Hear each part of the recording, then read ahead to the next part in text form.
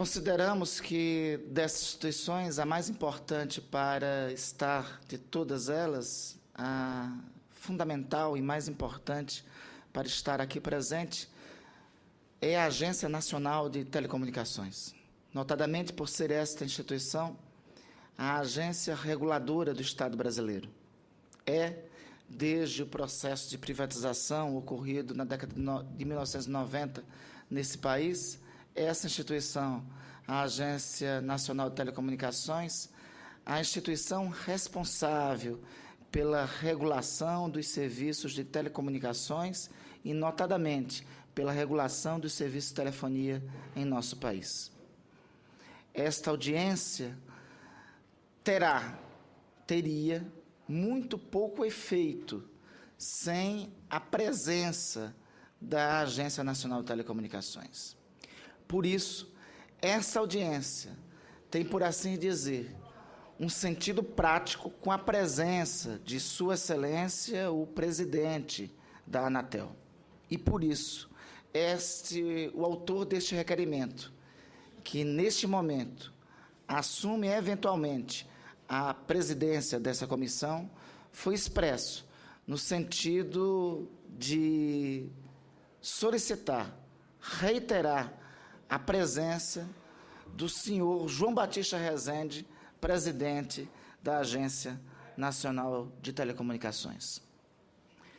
Nunca é demais aqui destacar que o senhor João Batista Rezende já foi convidado para audiências públicas neste Senado Federal, na Comissão de Ciência e Tecnologia, para pelo menos 9 audiências públicas, salvo melhor juízo, a assessoria me corrija, e segundo as informações que nos chegaram dessas 9 audiências públicas, ele só se fez presente em 2 destas audiências públicas. Nunca é demais lembrar, nunca é demais, ele só se fez presente em 3 dessas audiências públicas.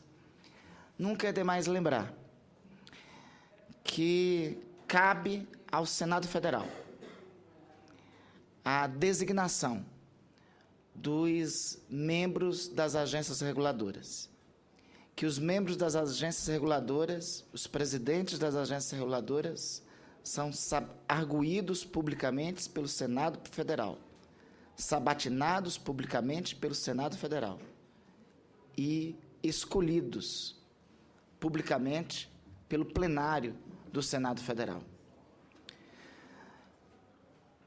Eu, particularmente, considero um assinte, um desrespeito ao Senado Federal, convidado pela sua Comissão de Fiscalização e Controle para tratar aqui de um tema de tamanha relevância, convidado aqui para tratar de um tema de tamanha importância e que atinge de tal maneira, em especial, os estados da Amazônia Legal, que é o que eu defino como crise do funcionamento da telefonia celular nos estados da Amazônia Legal e que não atinge somente aqui.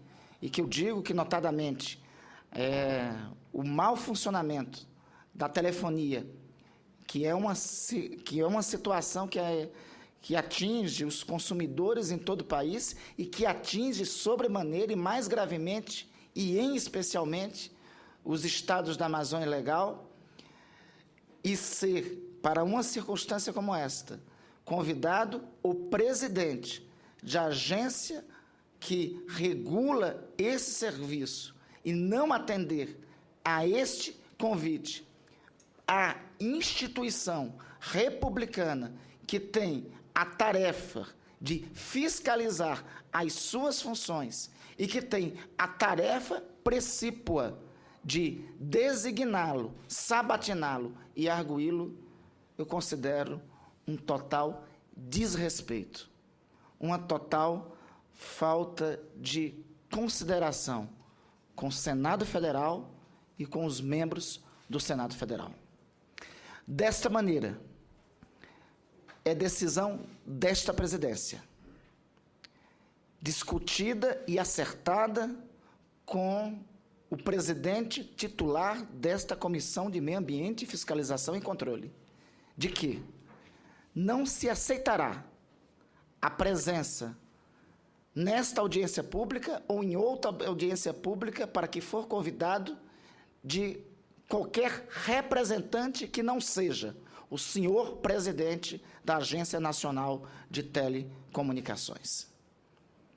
O espaço para o presidente da Agência Nacional de Telecomunicações estará nessa mesa vago, disponível para a presença dele. Representando assim o desrespeito deste senhor para com o Senado Federal e para com os membros desta comissão. Eu vou, desta forma, chamar os demais convidados a esta audiência, deixando assim claro o prejuízo em virtude da ausência do senhor presidente da Agência Nacional de Telecomunicações a esta audiência pública. Quero de antemão reiterar que essa audiência, pelo notório acontecimento da ausência que se faz da Anatel a essa audiência, já se encontra prejudicada, mas que as ações em decorrência desta audiência não se encontram e não se encontrarão prejudicadas. Será do interesse nosso dar sequência a ações seguintes, se não ocorrerem providências ao caos que está instalado pela completa inobservância de qualquer ações reguladoras ao mau funcionamento dos serviços de telefonia celular em todo o país e, notadamente, na Amazônia Legal. Convido para compor a mesa o senhor Marcos Augusto Mesquita, da Oi Sociedade Anônima. Convido o senhor Christian Wickert, da Claro Sociedade Anônima.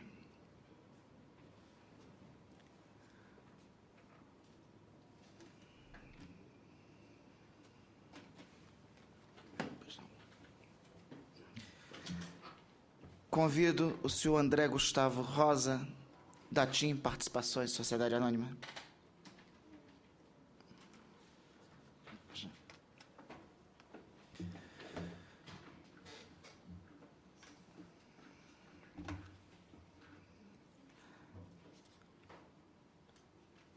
Convido o senhor Enilson Flávio, da Telefônica Vivo.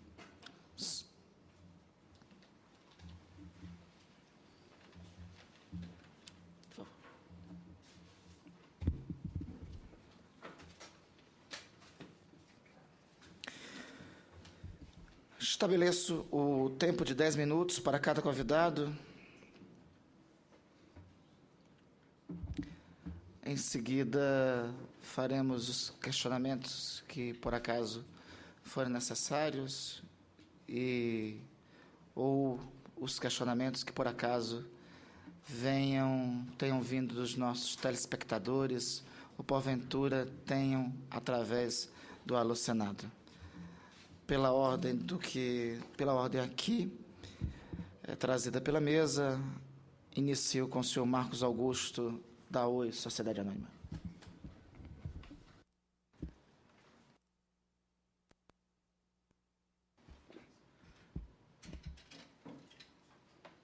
Senador Randolfo Rodrigues, que preside essa audiência, nosso bom dia a todos os presentes. É um prazer para nós podermos estar presentes aqui e falar ao Senado Federal e, por consequência, falar a toda a população do Brasil.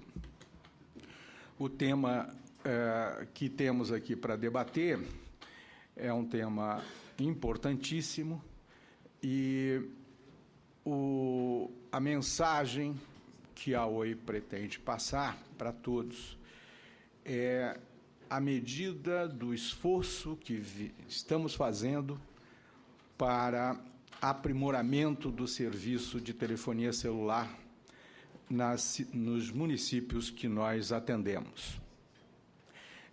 Este esforço ele pode ser medido em valores, são valores expressivos, mas ele também reflete o empenho de cada um dos funcionários da Oi na busca de entregar aos nossos clientes um serviço de melhor qualidade.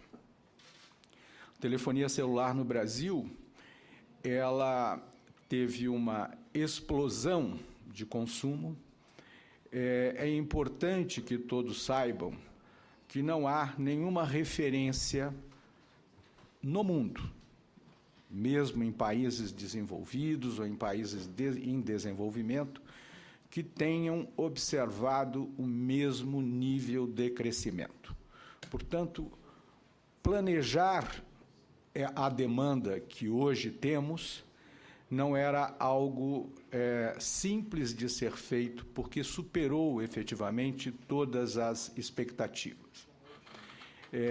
Isto passou a ser mais evidente a partir de 2010, 2011, com a crescente utilização de dados sobre a rede móvel, né? Então, o serviço de dados, a internet móvel, né, ela efetivamente sacrificou bastante a capacidade de atendimento do serviço de voz, né? Nós chegamos até ao ponto da agência reguladora ter tomado uma providência drástica para todos nós, com aquela interrupção das vendas, e a partir daí foi feito um plano de trabalho. Esse plano de trabalho tem um acompanhamento trimestral, e estes resultados estão sendo publicados, e é importante notar-se que, embora em alguns indicadores estes percentuais ainda não estão sendo atingidos, o que é muito importante perceber é que nós estamos, e aí eu estou falando praticamente dos números do setor como um todo, e não apenas os números da Oi, eles são convergentes para a melhoria do serviço. Em um ponto que é tanto em voz quanto em dados, né, que é relativo às chamadas desconexões, né, queda do sinal, tanto ao falar quanto na utilização de dados, em que você tem padrões extremamente rígidos em relação às mesmas obrigações em outros países, como, por exemplo, você ter no máximo 2% de perda nessas conexões, tanto de voz quanto de dados. Este é um dado em que as empresas têm tido uma performance extraordinariamente boa, né? Outros, ou seja, no serviço de voz, genericamente, esses dados são inferiores. Perdão, no serviço de dados, esses dados são genericamente inferiores à performance de voz, e o desempenho das redes de terceira geração também, em geral, melhor do que o desempenho de segunda geração. Mas o que é importante deixar claro aqui é que estes dados estão convergindo para o alcance destes desafios. Então, e é importante, isso eu gostaria de deixar bastante marcado, quer dizer, a exigência da agência reguladora, ela supera em muito os níveis internacionais conhecidos como padrão de qualidade, e o esforço da Oi, e também, e a gente percebe pelos números das demais empresas, tem sido, indicam que nós estaremos alcançando esses resultados em breve. Eu vou passar agora alguns slides que falam da Oi, que demonstram a dimensão deste negócio, e logo em seguida estaria à disposição para os questionamentos e algumas questões que sejam mais pontuais. Pois não? Ah, tá. Obrigado, viu? A Oi, então, se posiciona no mercado como uma empresa pioneira nos serviços de convergência, né? Não é de hoje que a Oi oferece telefonia fixa, telefonia móvel, TV por assinatura e os serviços de dados ou de internet. Os números que demonstram essa dimensão, desde a época da fundação, da sua criação, em 98, ainda sobre a denominação de Telemar, 102 bilhões de investimentos. Investimentos em equipamento, investimentos em processos, compra de outorgas, né? A Oi já recolheu, neste período, 120 bilhões de reais em tributos nas 3 esferas do Executivo. Temos uma atuação no Brasil em 5.565 municípios. Nós atuamos nos 27 estados da Federação com telefonia móvel e em 26 deles com telefonia fixa, exceto, então, o estado de São Paulo, que é área de concessão da companhia telefônica. São 74,3 milhões de clientes, e aí a gente entende, não são indivíduos, né? São 74 milhões de unidades geradoras de receita, né? Obviamente, um mesmo cliente tem mais do que um produto da Oi. Nós somos uma comunidade de 160 mil colaboradores, sendo 15 mil colegas diretos e outros 145 mil que atuam como funcionário de empresas terceiras, que basicamente prestam 100% do seu serviço para a Oi.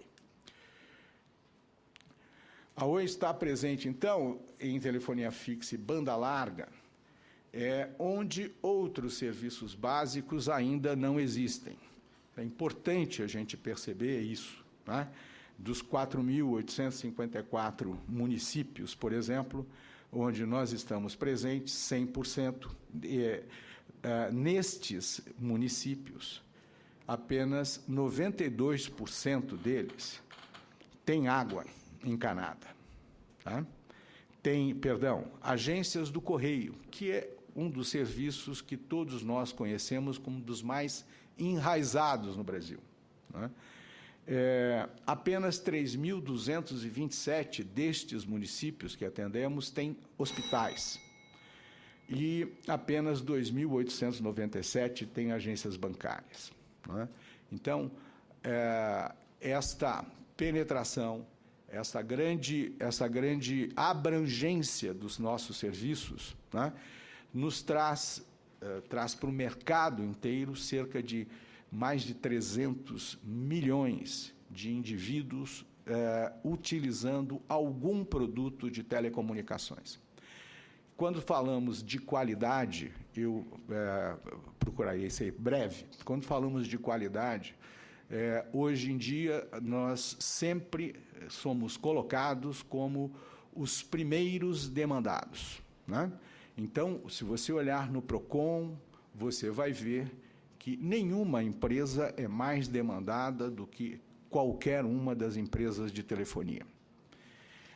Mas é importante ponderar que, quando você compara o nível de reclamações em relação à nossa base de clientes, e eu vou passar para vocês apenas um item de comparação, nós estamos hoje com um índice da ordem de 0,85 reclamações por 10 mil clientes.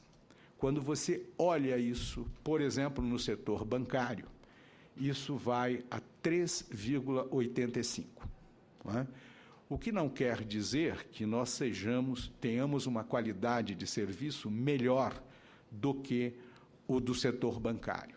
Mas quer dizer, sim, que essa nossa liderança não pode ser entendida de imediato como sendo resultado de um mau serviço prestado.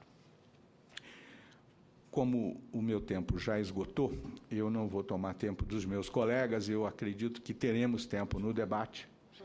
Pode concluir? Esta malha, esta estrutura, para a gente colocar esse serviço em funcionamento, né, nós temos lá 178 mil quilômetros de extensão de fibras, né? Nós temos a maior rede pública de Wi-Fi no Brasil. O Wi-Fi tem sido uma grande saída para a melhoria da experiência do cliente de telefonia móvel, porque ele, na verdade, consegue uma velocidade maior utilizando a rede fixa, né? Recebe o sinal pela móvel, mas isso é distribuído pela rede fixa. E isso, como todos nós sabemos, a rede fixa é uma rede, hoje, menos congestionada do que a rede móvel, né? E isso vem crescendo, já são 4.500 localidades onde a gente conta com serviço de Wi-Fi. Os segmentos de atuação da Oi, eu já fiz essa dimensão, essa soma dá os 74 milhões de clientes, né? Hoje, nós temos um ativo, né, que nos custa, por ano, cerca de 350 milhões para manutenção. São os nossos 775 mil telefones públicos que nós temos. A receita que a Oi tem para o uso desse serviço é de apenas 20 milhões por ano. Portanto, este serviço, que já foi um serviço de larga utilização, hoje ele tem uma baixíssima utilização. Ou seja, nós temos outros setores da companhia subsidiando esse serviço. A gente sabe da importância social do telefone público, né? Mas há necessidade de discutirmos com as autoridades públicas uma forma de melhor rentabilizar esse serviço. Mas estamos fazendo, em Santa Catarina, um programa importante, porque nós estamos conseguindo utilizar essa estrutura para serviço de Wi-Fi. Como essa rede é uma rede extremamente capilarizada, nós acreditamos que temos aí uma oportunidade excelente para a disseminação dos nossos serviços, utilizando uma estrutura pré-existente. Estes últimos 2 anos, quando finalizar 2013, a Oi estará investindo 12,6 bilhões de reais. Este investimento, por exemplo, parte dele é totalmente direcionado para o nosso investimento no atendimento, na função de atendimento. E estes números também demonstram essa dimensão. A Oi recebe mensalmente nos seus call centers 17 milhões de chamadas, né? É um número extraordinário. Isto demanda 32,5 mil postos de trabalho em 17,5 mil posições de atendimento, né? Este é um pessoal que muito demandado, e, principalmente, a demanda de atendimento. É só nós pensarmos na multiplicidade de serviços que temos, a gente pode imaginar qual é a dificuldade para que este atendente consiga, de imediato, dar respostas a questões as mais variadas possível. Então, no caso da Oi, são 3,9 milhões de horas de treinamento por ano para este conjunto de pessoas. Essas pessoas são, inclusive, monitoradas de maneira que cada uma desses atendimentos gere uma experiência que seja facilitadora dos próximos atendimentos. Quando nós vemos a hierarquia das reclamações apontadas, por exemplo, na Anatel, a imensa maioria, eu digo praticamente 50%, são reclamações não vinculadas à qualidade do serviço, mas, por exemplo, a questões relativas à conta. Então, a Oi trabalhou um projeto chamado Minha Oi.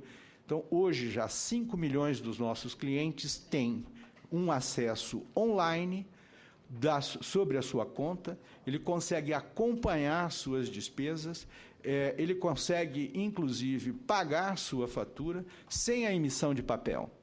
E uma fatura que foi totalmente redimensionada, apesar das dificuldades que temos, tanto no âmbito regulatório quanto no âmbito fiscal, que obrigam que determinadas informações estejam presentes, foi possível melhorar esse layout, deixar mais claro, e a gente tem certeza que, em breve, nós teremos vantagens pela redução do número de reclamações em função de termos hoje um instrumento mais claro, mais rápido, de mais rápido entendimento e assim por diante.